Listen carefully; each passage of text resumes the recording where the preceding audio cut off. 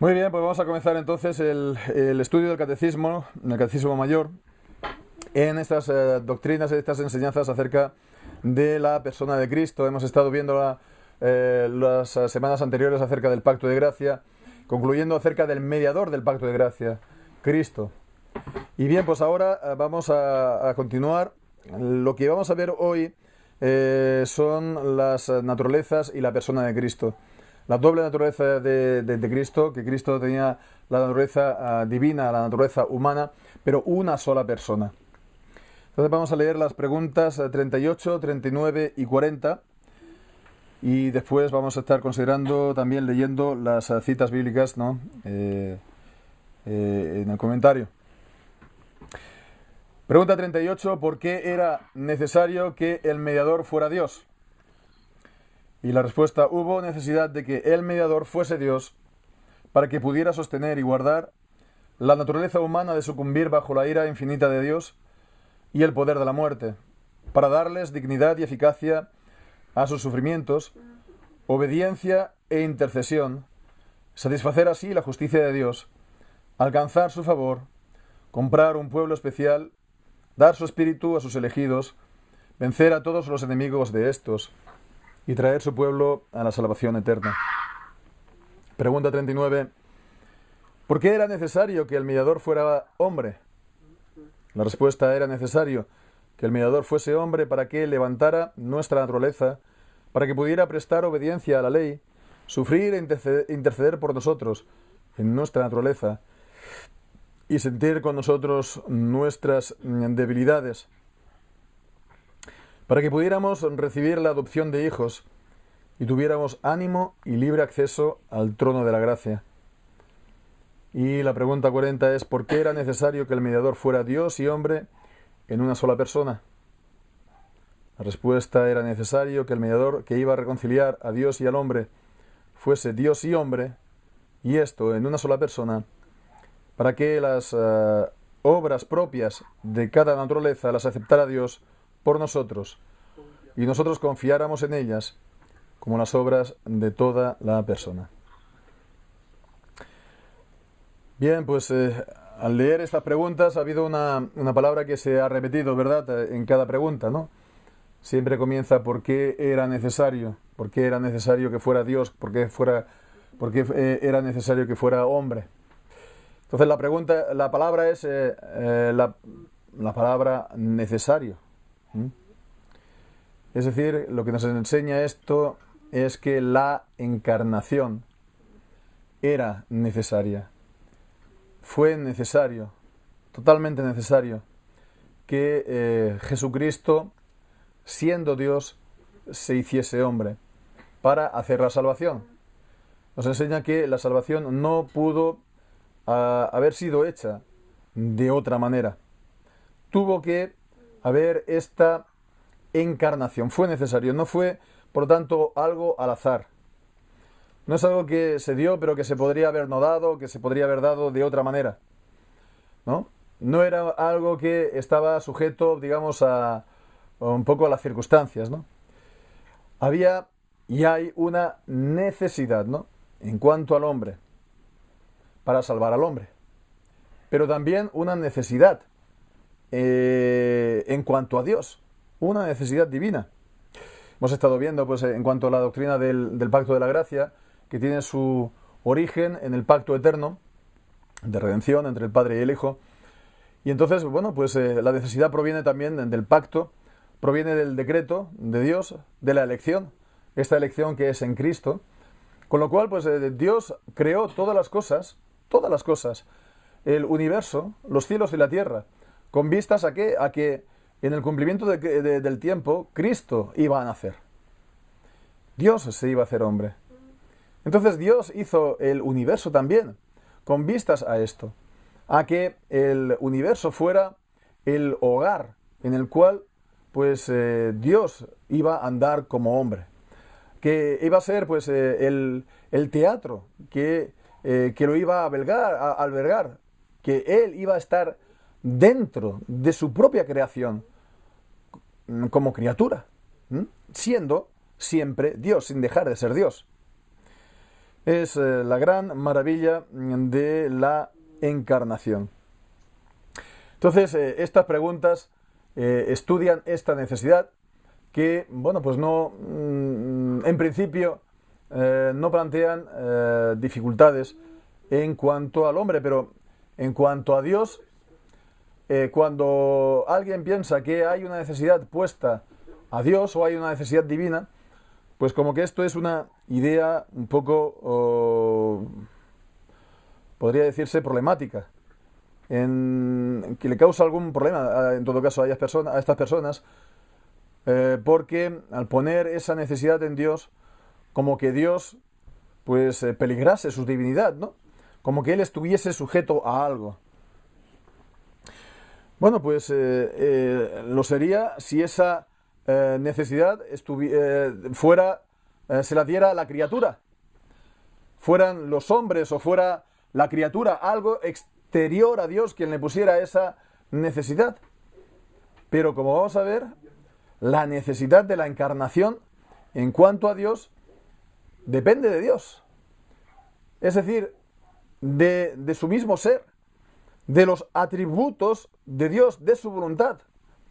Entonces es una necesidad porque Dios es, porque Dios existe. Y porque Dios es y existe y es santo, justo, bueno, misericordioso y todos sus atributos en grado infinito, pues que tuvo que nacer su Hijo Jesucristo como hombre. Bien, pues vemos que a estar viendo estas preguntas, ¿no? ¿Por qué era necesario que el mediador fuera Dios? El mediador, Jesucristo, fuera Dios. Era necesario, dice, para que pudiera sostener y guardar la naturaleza humana de sucumbir bajo la ira de Dios, la ira infinita de Dios, y bajo el poder de la muerte. Cuando está aquí diciendo para sostener y guardar la naturaleza humana, ¿de quién está hablando? ¿De la naturaleza humana en general? ¿De todos los hombres? No, está hablando de la naturaleza humana de Cristo. Fue necesario, por lo tanto, que la naturaleza divina estuviera unida a la naturaleza humana para que no sucumbiera bajo la ira infinita de Dios. Si él hubiera sido un simple hombre, habría sido como abismado, como aniquilado, ¿no? Y dice también, bajo el poder de la muerte.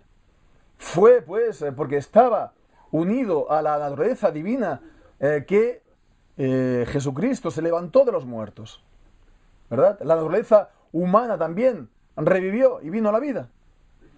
Vemos esto también en la Biblia, por ejemplo, en Hechos capítulo 2, versículos 24 y 25.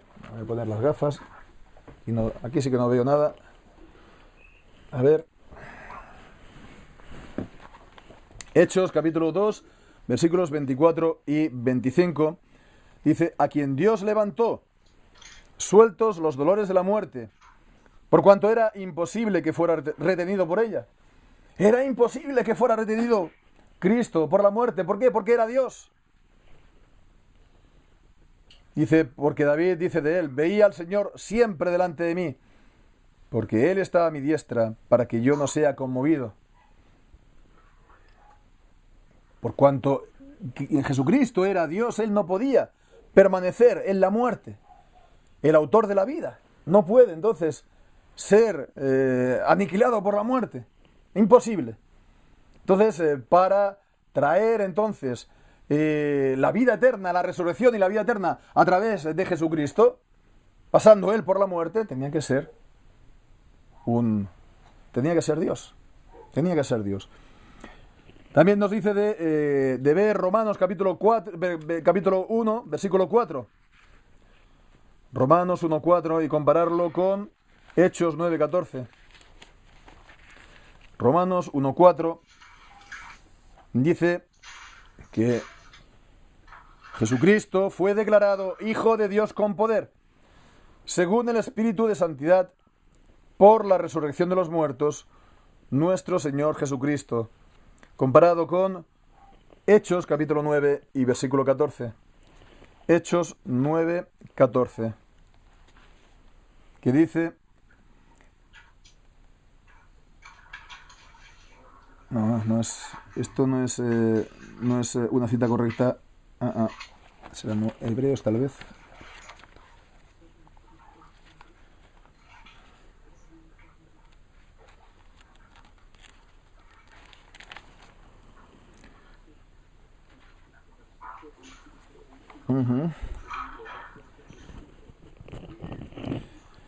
Bien, pues en todo caso no, esta cita se tiene que corregir, no es Hechos 9:14. He mirado Hebreos 9:14, dice, cuánto más la sangre de Cristo, quien por el Espíritu Eterno se ofreció a sí mismo sin mancha a Dios, limpiará vuestras conciencias de obras muertas para que sirváis al Dios vivo. No es seguro que sea esto, pero bueno, da igual, en todo caso, sí que vemos entonces en Hechos, en Romanos 1:4, que es por cuanto Jesucristo era Dios hecho hombre, que no podía él ser retenido por la muerte. Si hubiera sido un simple hombre, sería un simple hombre mortal más, como el rey David, cualquiera otra, Abraham, cualquiera otro de los reyes o profetas, ¿no? En el Antiguo Testamento, como cualquier otro de los hombres, ¿no? Y de esa manera él no traería la salvación a los hombres, ni la salvación del principal enemigo de los hombres, que es la muerte. También nos dice para darles dignidad y eficacia a sus sufrimientos, obediencia e intercesión. Hemos leído, sí, Hebreos 9:14, este sí que es la cita de Hebreos 9:14. Podemos volver a leer aquí, Hebreos 9:14. Cuanto más la sangre de Cristo, quien por el Espíritu Eterno se ofreció a sí mismo sin mancha a Dios, limpiará vuestras conciencias de obras muertas para que sirváis al Dios vivo. Esto juntamente con Hebreos 7, 25 al 28. Por lo cual puede también salvar eternamente a los que por él se acercan a Dios, viviendo siempre para interceder por ellos. Porque tal sumo sacerdote nos convenía, santo, inocente, sin mancha, apartado de los pecadores y hecho más sublime que los cielos, que no tuviera necesidad cada día, como los otros sumos sacerdotes, de ofrecer primero sacrificios por sus propios pecados, y luego por los del pueblo, porque esto lo hizo una vez y para siempre, ofreciéndose a sí mismo. En el siglo XXVIII, porque la ley constituye sumos sacerdotes a hombres débiles, mas la palabra del juramento, que fue después de la ley, constituye al Hijo, hecho perfecto para siempre. También, pues, vemos en Hechos 20, versículo 28. Hechos 20, 28.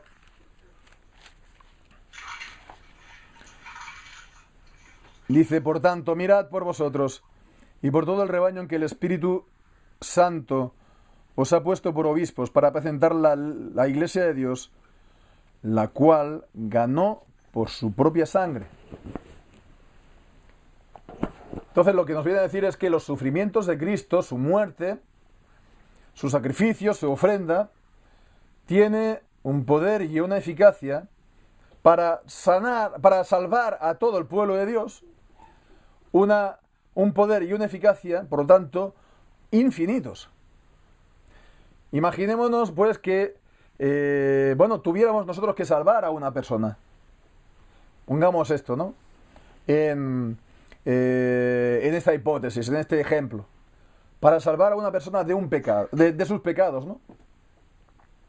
Si eso fuera posible, podríamos a lo mejor salvar a una persona, ¿no? Por nuestra obra, por lo que nosotros hubiéramos hecho, incluso si nosotros nos presentamos en sacrificio. Estoy hablando como loco, ¿no? Como dice el apóstol Pablo en Romanos, ¿no? O en sus cartas, en hipótesis, ¿no? Pero si un simple hombre no podría salvar a la multitud de millones y millones que han sido salvos, están siendo salvos y serán salvos. Para que esa obra de Cristo tuviera una virtud, una eficacia y un poder infinito para salvar a todo su pueblo, que es incontable como la arena que está al borde del mar, como las estrellas en el cielo en multitud, para eso tenía que ser Dios, para que su muerte en su humanidad, porque la muerte fue en su humanidad, tuviera ese valor infinito y eterno para salvar eternamente, como hemos leído en Hebreos, para salvar eternamente, para salvarla con su sangre, una vez y para siempre, sin necesidad de estar repitiendo siempre las obras, ¿no? Porque fueran incompletas. Una obra, pues, completa para la salvación de todo su pueblo, porque Él era Dios hecho hombre. También dice, satisfacer así la justicia de Dios. Y entonces leemos en Romanos capítulo 3, versículos 24 al 26. 3 del 24 al 26. Y dice, siendo justificados gratuitamente por su gracia, mediante la redención que es en Cristo Jesús, a quien Dios ha puesto como propiciación por la fe en su sangre, para demostrar su justicia, a causa de haber pasado por alto los pecados pasados en la paciencia de Dios, para demostrar su justicia en este tiempo, a fin de que Él sea el justo y el que justifica al que es de la fe de Jesús. Entonces, cuando Dios nos salva, entonces esto tiene que ver también con la justicia de Dios, ¿verdad?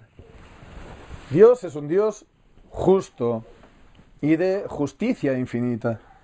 Y el pecado, por lo tanto, es una transgresión de sus mandamientos, y el pecado es también, entonces, una injusticia. Entonces, los hombres somos pecadores y estamos pecando, no una vez, no solamente como Adán, ¿no?, en el paraíso, una vez tras otra, y eso todos los días, a todos los momentos. Eso un solo hombre, y eso todos los hombres. La justicia de Dios es infinita. La justicia de Dios es infinita, vemos. La justicia de Dios no puede ser, pues, satisfecha o calmada con cualquier cosa. Entonces, hemos leído aquí en Romanos 3 que Dios nos... aquí dice en el versículo...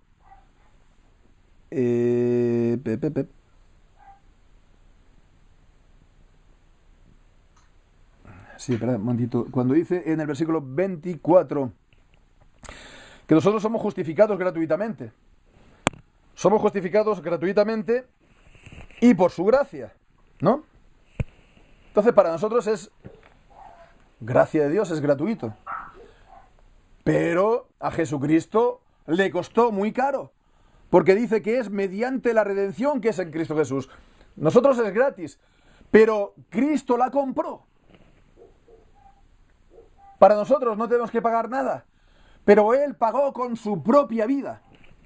¿Y eso para qué? Para Él ofrecer un sacrificio para que la justicia de Dios, que es infinita, fuera satisfecha.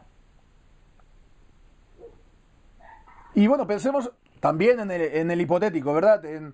Haciendo un poco, pues, esto, ¿no? Que si hubiera ofrecido un solo hombre, un hombre que fuera perfecto, o un hombre que fuera, justo, y que no hubiera pecado nunca, ¿no? Que eso no existe, porque no hay hombre que no peque nunca y que sea, pues, perfecto. Pero si existiera y fuera solamente un hombre, ¿podría un hombre calmar, satisfacer, pagar por esa justicia infinita de Dios? Es como querer comprar, pues no sé, el Palacio Real con un céntimo, ¿no? De Madrid, o pongamos otro edificio u otro ejemplo. No es posible. No es posible.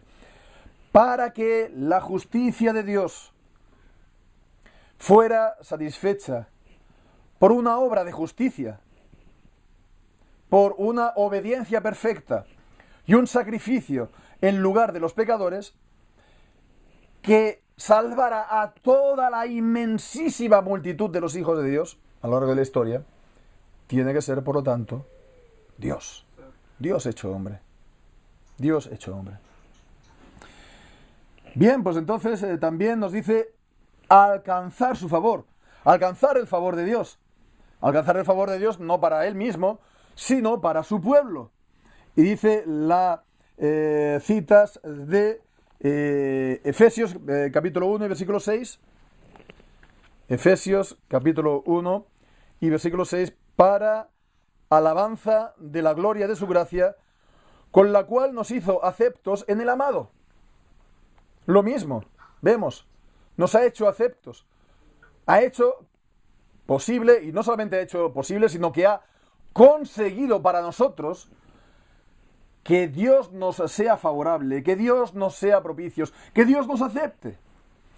Esto en Efesios 1, 4 y después también leemos en Mateo 3, 17. Mateo 3, 17.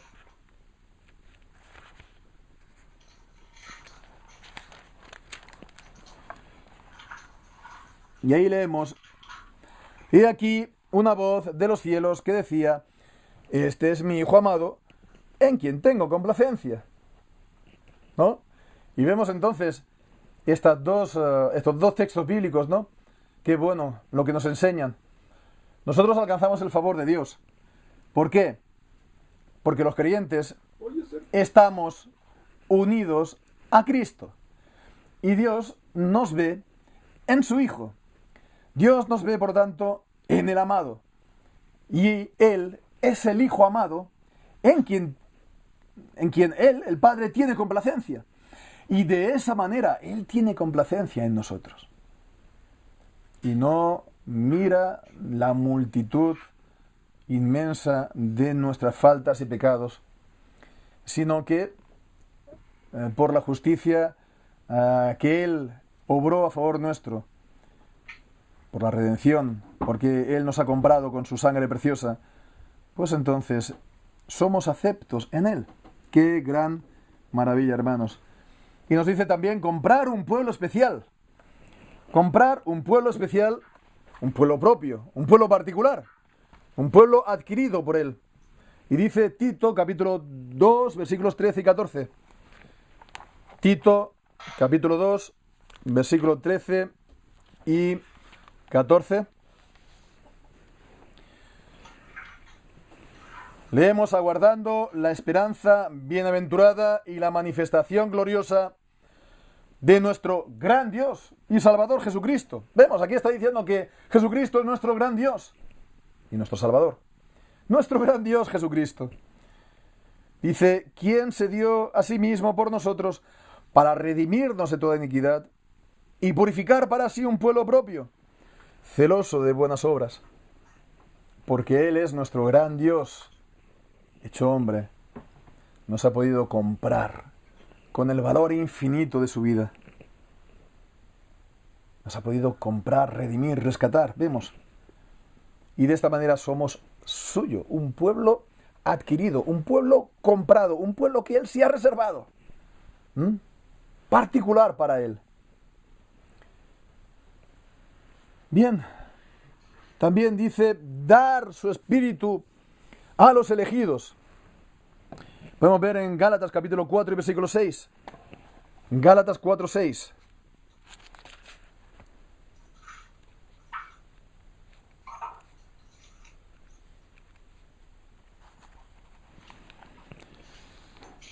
Y por cuanto sois hijos, Dios envió a nuestros corazones el espíritu de su Hijo, que clama: Abba, Padre. Y esto también es una maravilla, porque por cuanto Él es Dios, Él ha podido enviar el Espíritu Santo a nuestros corazones. El Padre lo ha enviado, como leemos también en el Evangelio de Juan, Cristo también lo envía a nuestros corazones. Como un hombre va a enviar el Espíritu Santo sobre los elegidos, sobre los salvos, los creyentes, ¿cómo lo va a hacer? Lo tiene que hacer Dios mismo. Dice: Dios envió el Espíritu, pero es que Él es el Espíritu de su Hijo. Por eso por eso vemos que el Hijo es Dios. El Espíritu Santo, el Espíritu de Dios, es el Espíritu de Cristo. Entonces vemos Era necesario, por lo tanto, que Él fuera Dios y se hiciera hombre para de esta manera podernos enviar el Espíritu Santo y de esa manera aplicarnos la salvación que Cristo hizo, todo lo que hemos estado viendo, que Él satisfizo la justicia de Dios, que Él nos ha rescatado con su sangre, nos ha hecho pueblo de Él, etcétera, etcétera, como hemos estado viendo.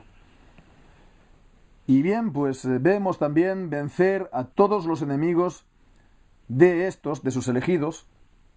Él ha vencido a nuestros enemigos y da la cita en el capítulo 1 de Lucas capítulo 1, versículos 68, 69 y después 71 y 74. Lucas 1. Bendito el Señor, Dios de Israel, que ha visitado y hecho redención a su pueblo, y nos levantó un cuerno de salvación en la casa de David, su siervo. Entre paréntesis, cuando leemos en la Biblia cuerno de salvación, cuerno, en un sentido figurado, el significado es poder, una potencia, un poder de salvación. Bien, pues entonces dice también el versículo 71 y 74, salvación de nuestros enemigos y de la mano de todos los que nos aborrecen.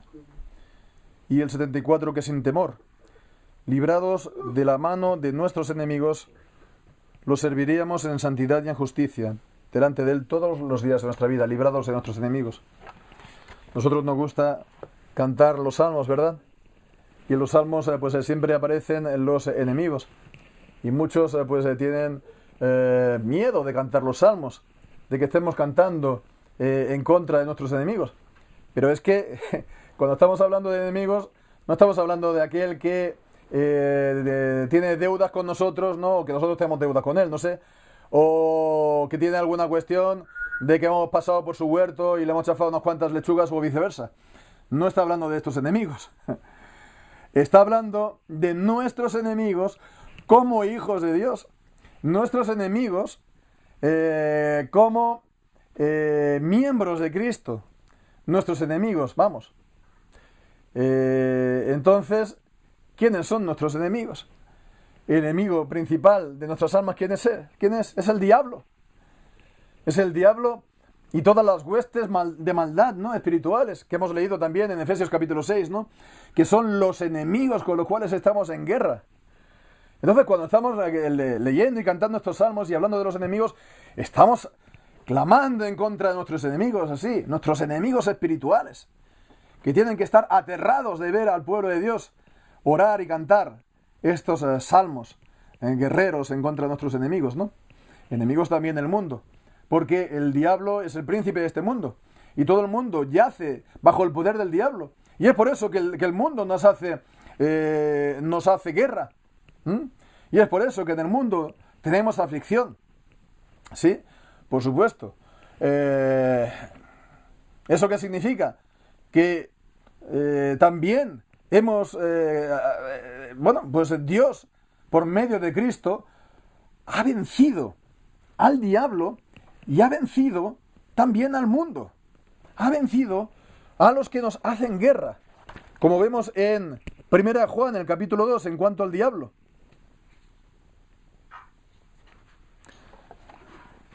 En primera de Juan, capítulo 2, cuando dice: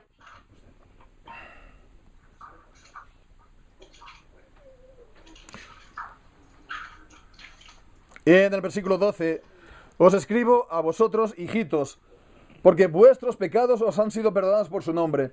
Os escribo a vosotros, padres, porque habéis conocido al que es desde el principio. Os escribo a vosotros, jóvenes, porque habéis vencido al maligno. Hemos vencido al maligno. ¿Por qué? Porque Cristo ha vencido al maligno, al diablo, porque Él es Dios, no un simple hombre. Os escribo a vosotros, hijos, porque habéis conocido al Padre. Os he escrito a vosotros, padres, porque habéis conocido al que es desde el principio. Os he escrito a vosotros, jóvenes, porque sois fuertes y la palabra de Dios permanece en vosotros y habéis vencido al maligno. Hemos vencido al maligno. Hemos vencido también al mundo. Hemos vencido al mundo porque Cristo lo ha vencido, porque Él es el todopoderoso Dios hecho hombre. Y entonces el valor de su obra, de su muerte, es esta: acabar pues entonces con todos los enemigos de Dios y nuestros.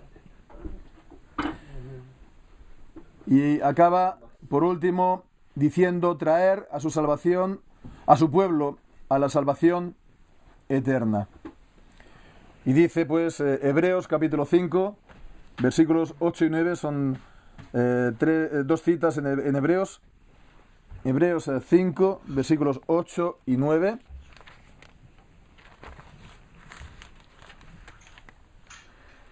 Y aunque era hijo, por lo que padeció, aprendió la obediencia, y habiendo sido hecho perfecto, vino a ser causa de eterna salvación a todos los que lo obedecen. Así también Hebreos 9, del 11 al 15. Mas estando ya presente Cristo, sumo sacerdote de los bienes venideros, por el más amplio y más perfecto tabernáculo, no hecho con las manos, esto es, no de esta creación, y no por sangre de los machos cabríos ni de becerros, sino por su propia sangre, entró una vez para siempre en el lugar santísimo, habiendo obtenido eterna redención. Porque si la sangre de los toros y de los machos cabríos y la ceniza de la becerra rociada sobre los inmundos santifican para la purificación de la sangre, versículo 14 que también hemos leído antes, cuánto más la sangre de Cristo, quien por el Espíritu Eterno se ofreció a sí mismo sin mancha a Dios, limpiará vuestras conciencias de obras muertas para que sirváis al Dios vivo. Él ha hecho una eterna salvación para su pueblo, sus elegidos, una eterna salvación. De modo que aquel que ha alcanzado la salvación, ha alcanzado una salvación eterna. Eterna. No una posible salvación. No una posible salvación, sino una salvación eterna. No una salvación, digamos, hipotética, temporal, ¿no? Vamos a hacer la prueba, si continúas bien, pues al final te vas a salvar. No. Aquel que verdaderamente ha recibido la salvación, ha recibido una salvación completa, una salvación eterna. Y es por eso, por lo tanto, que el hecho de que Jesucristo sea el Hijo eterno de Dios, por lo tanto, Dios hecho hombre, la segunda persona de la Trinidad hecho hombre, pues hace que trae la salvación a todo el pueblo de Dios, ¿no? Si fuera un solo hombre, no podría haber salvado ni a uno solo. Pero así es a toda la inmensa muchedumbre que está en todas las naciones de la tierra, en todos los siglos, desde el inicio del mundo hasta el fin del mundo. Pero además vemos que es una salvación eterna. Eterna. No es solamente, por lo tanto, algo temporal, hipotético. Entonces es una salvación plena, realizada, cumplida. Y es por eso que es necesario que haya sido, que sea, que es Dios hecho hombre. Por eso, aquellos que niegan la divinidad de Jesucristo no están tocando una doctrina secundaria. Es una doctrina fundamental para la salvación. Creerla es necesaria, porque si no estás creyendo equivocadamente en cuanto a la persona de Jesucristo, pero también en cuanto a la salvación de Él. No es la persona de Jesucristo de la Biblia, no es la salvación que leemos en la Biblia. Los testigos de Jehová, otras sectas que niegan que Jesucristo sea Dios, pues están negando una doctrina fundamental. Así, por lo tanto, vemos que hemos de mantener esta siempre contra viento y marea, aquellas visiones de Jesús como un simple hombre que después llegó pues a ser aceptado por Dios, incluso hijo, pero que no era hijo, que no era Dios de entrada, no. Él fue Dios desde su misma concepción, como vimos la semana pasada. Él fue ya Dios en el vientre de María, siendo virgen. Él fue ya Dios siendo un bebé. Él fue Dios siendo un niñito. Él fue Dios a los 30 años cuando se dio a conocer. Él fue Dios después también cuando entregó su vida a la muerte. Y ahora, después de haber resucitado y ascendido a los cielos, es Dios eterno. Bendito sea su nombre para siempre. Entonces vemos, hermanos, lo importante de tener esta información, enseñanza de la Biblia, pero también que nuestro corazón descanse en ella. Porque si no, hermanos, pues va a ser algo que va a alimentar solamente nuestra mente, nuestro intelecto, pero a fin de cuentas no va a servir de mucho en cuanto a nuestra salvación propia de cada uno de nosotros. Nuestro corazón ha de descansar en esto, como también ha de descansar en que Él fue verdaderamente Dios, verdaderamente hombre. Y esto es lo que ya con la ayuda del Señor pues estaremos considerando ya la semana que viene. Dios mediante también, pues esperamos pues hacerlo ya, digamos, cara a cara, ¿no? Como dice también las cartas del apóstol Juan, ¿no? La segunda y la tercera, ¿no? Ya podemos reunirnos y podemos compartir esto presencialmente.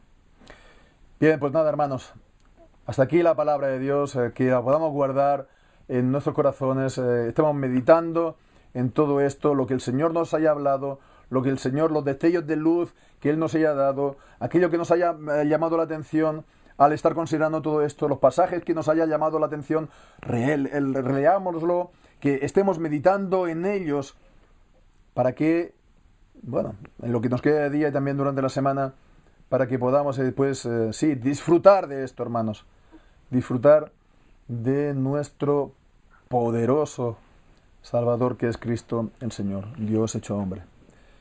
Amén.